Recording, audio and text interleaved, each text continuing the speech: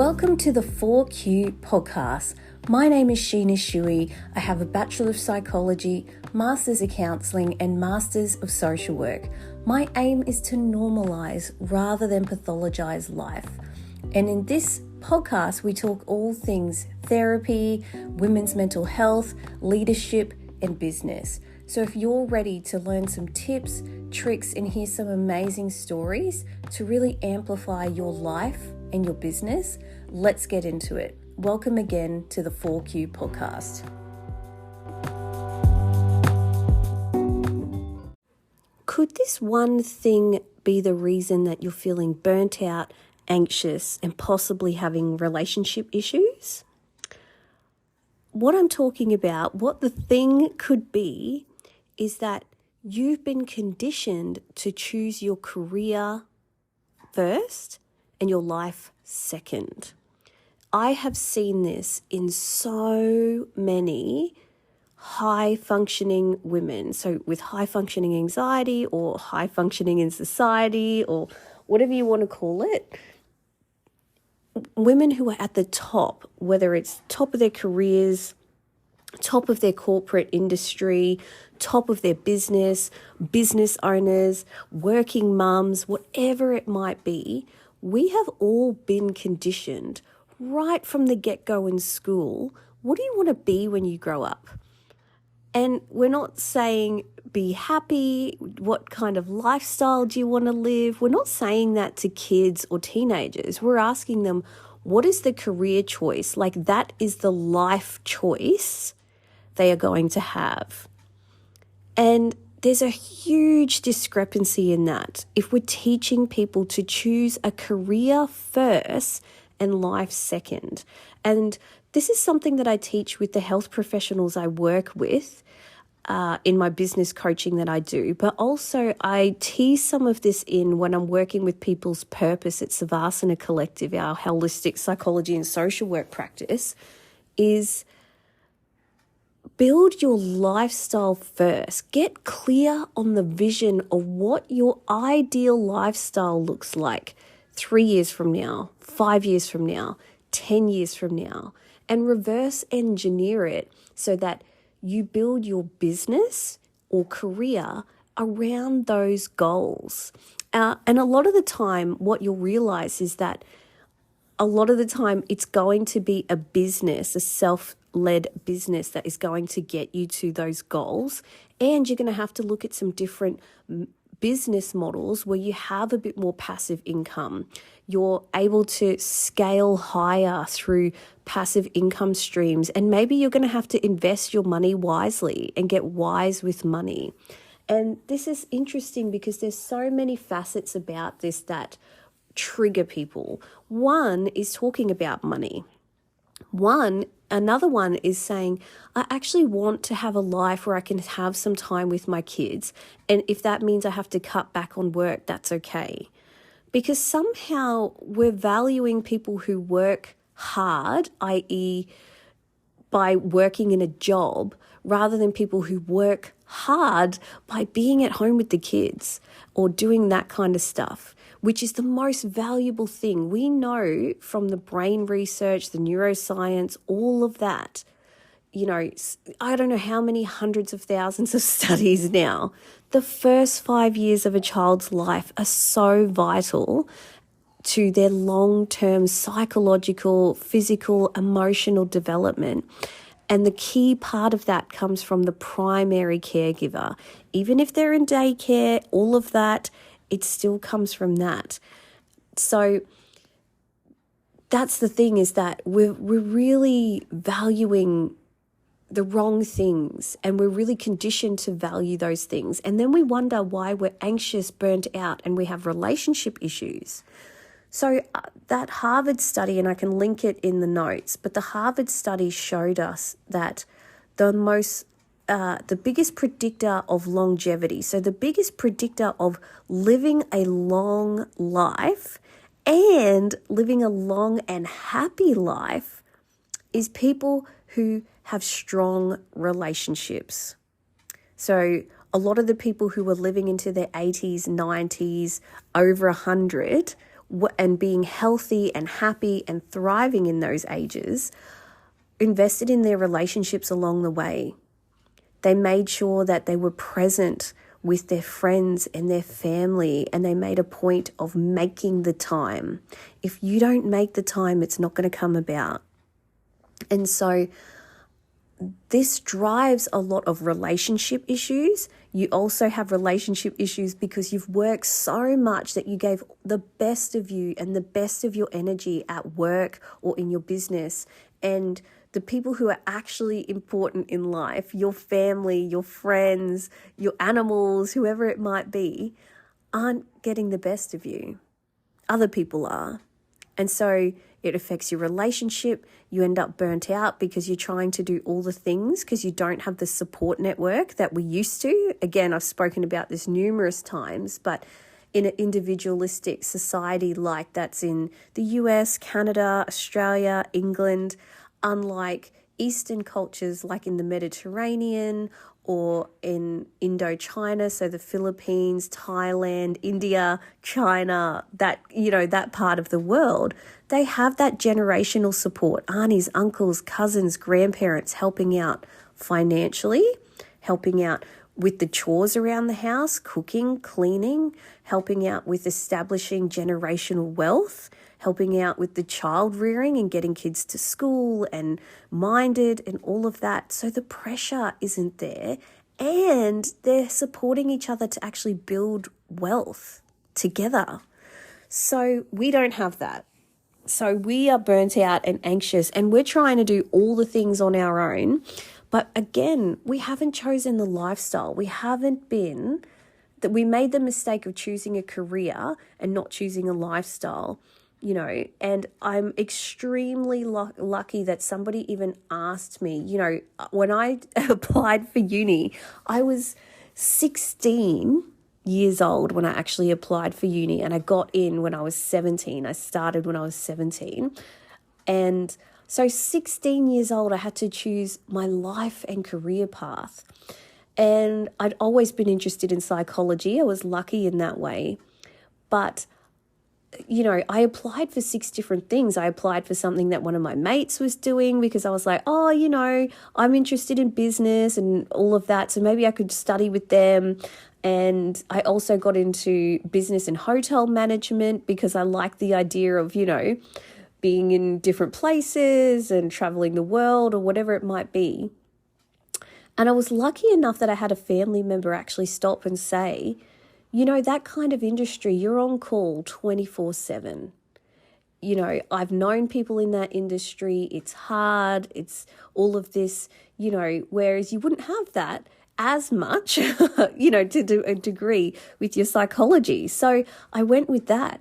But had I not done that, I could be in a very different place and be completely strung out, burnt out, and anxious, even more so, because I wasn't thinking about those things. You just choose a career that's going to pay you, right? That was a big thing in a lot of cultures too, is be an engineer, be a lawyer, be a doctor, all very high pressure, high stress, not family friendly jobs. So it's a big shift to actually ask yourself, what would make me happy? When am I the happiest? When am I the best? And how can I make my career suit that? And if my career can't suit that, am I able to start a business on the side or throw myself fully into my business so I can get to a point where if I have kids, I don't only want to work 4 days, I can. If I want to create an online business so that I can travel the world and I don't have to worry about being tied to a location, how do I do that? Can I create enough money where I can take some time off? Maybe I work really hard for 9 months of the year so that I can have 3 months off for school holidays or traveling or whatever it might be. What are the scalable options that I have? What are the ways that I can grow my wealth through asset retention? Learning about these finances. This is a huge part of personal growth that I think is missing from the psychology and social work world sometimes. Don't get me wrong, we tap into trauma and attachment and the deep stuff. But that environmental stuff, the day-to-day of where you spend your time in your environment is huge. And so I just want you to think about, even if your business or whatever lights you up, is it sustainable long term? And is it going to meet your lifestyle and your relationship goals? So is your work schedule impacting your relationships, impacting your parenting? Do you actually maintain your friendships? Okay, that's the biggest thing I see so many people neglecting, and I've been guilty of it as well. But those are the things that when you look back when you're in your 90s going, wow, like what an amazing life I've lived. When you think about your core values and you think about, how do I want people to describe my life? Do you want them to describe that you worked to the bone and you never had time for friends or family? Because that's the thing, is that you probably won't have anybody to describe you and your life and how amazing you were if you're not investing in those relationships, right? And that's harsh. It's a harsh thing to say.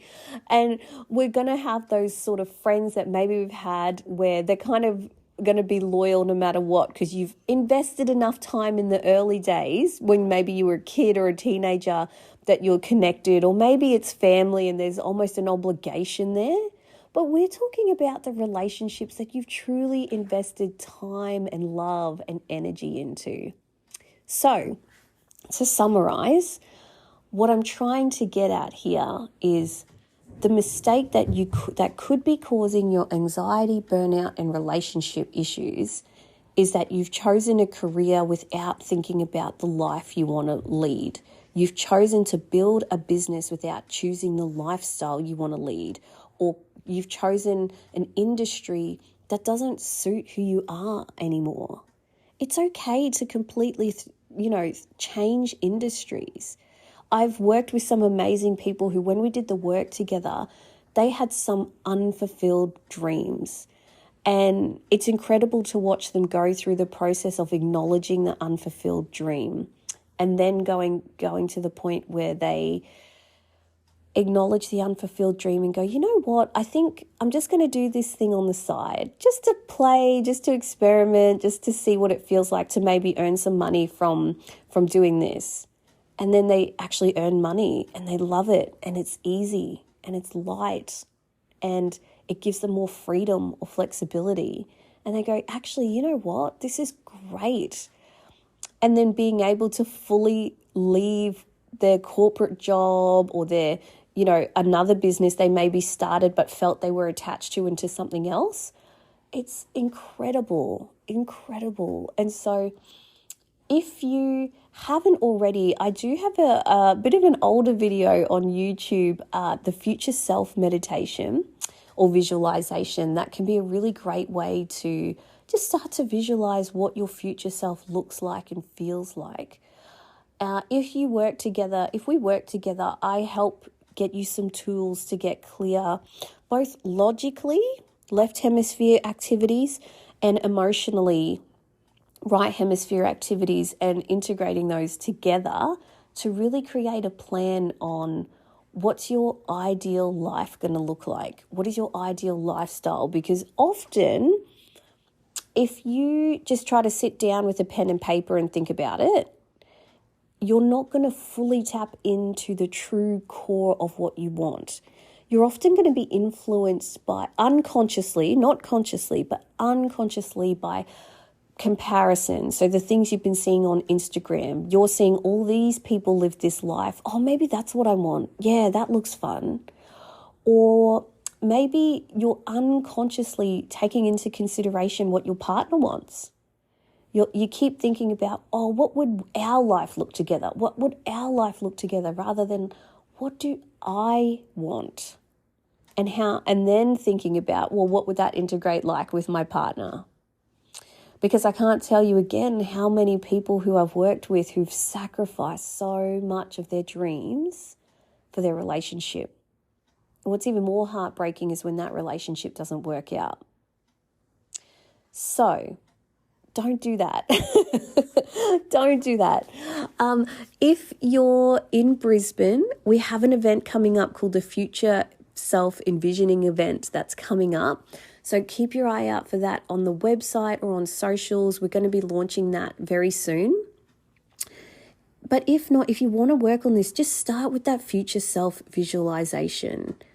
And if you want to go a bit deeper, of course, you can work with us or come to one of our events, but really just starting to ask yourself, what do I want out of life? Follow the joy. Sort of start going through your day and noticing what lights you up and actually what just exhausts you. And noticing, am I giving my best version to my co-workers and my business, and leaving the scraps to my family and friends? And is that the right order? Should I be giving the best of myself to my family and friends and maybe being a bit more pulled back at work?